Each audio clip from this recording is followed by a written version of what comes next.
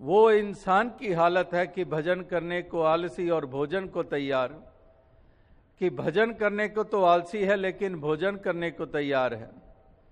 वो मिसाल दास ने कई कई दफ़ा दी कि एक कोई इंसान आया, वो जो आके उन्होंने निमंत्रण दिया उस मोहल्ले से कि हमारे मोहल्ले में, हमारे घर में इस तरह से एक भजन हमने आयोजित किया है, तो आप आइए।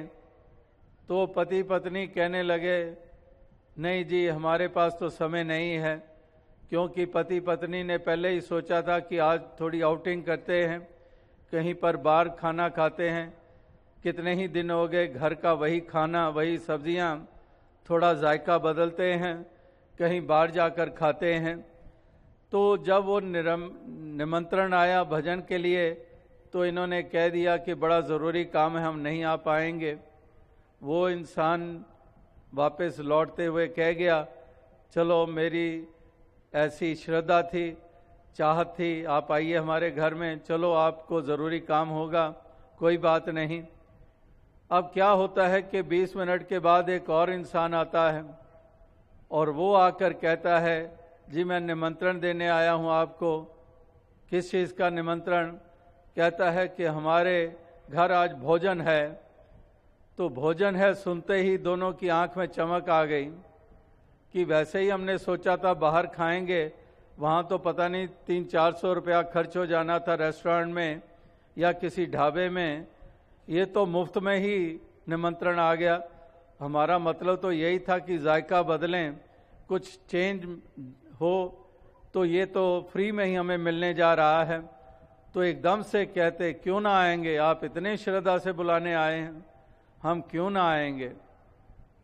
तो एड्रेस लिया और पहुंच गए शाम को वहाँ पर।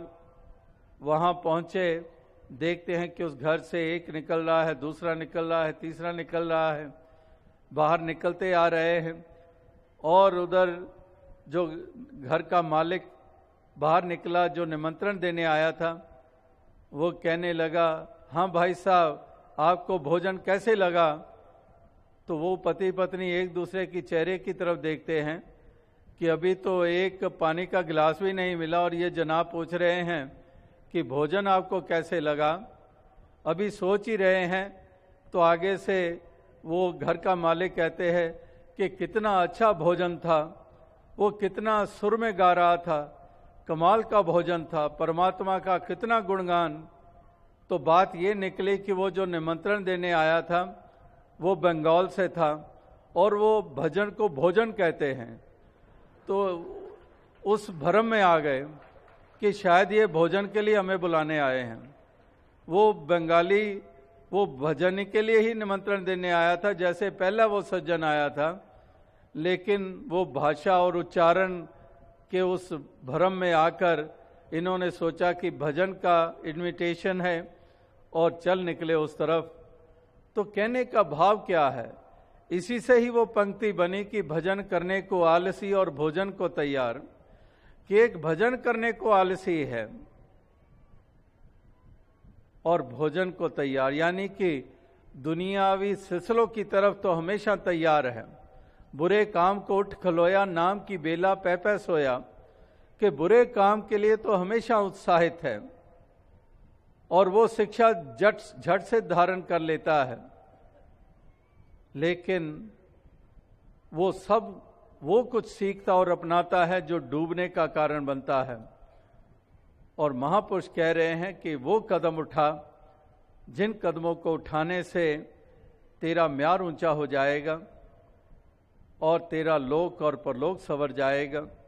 इथे मिलन वड्याइयां दरगे मोक्ष द्वार, ये तेरे हिस्से में आ जाएगा। तो इस प्रकार से ये महापुरुष संतजन भक्तजन ये संदेश, ये पैगाम ये देते चले जा रहे हैं, ताकि हम इस तरह से अपनी अवस्था को हम बनाते चले जाएं और जो बाकी सिलसिले हैं, ये दुनियावी सिलसिले जो हैं, इनको हम उतना ही दर्जा दें जिसको गुजरान माना गया है, इससे अधिक नहीं। तो महापुरुष संत जनों की वाणी वो यही पुकार पुकार कर कह रही है।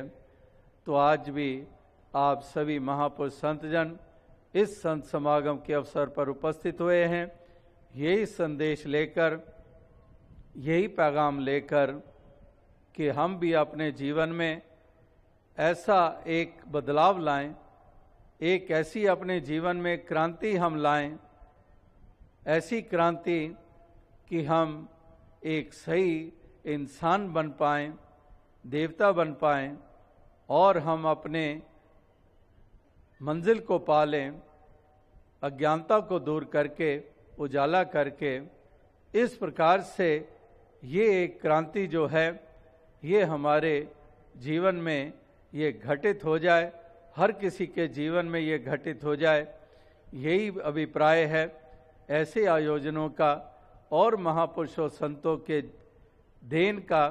यही अभिप्राय, उनके पैगामों का यही उद्देश्य कि इंसान के जहन में ये बात बैठ जाए और इंसान को ये जागृति ये मिल पाए। ऐसी ही शुभकामनाएं होती हैं भक्त के हृदय में।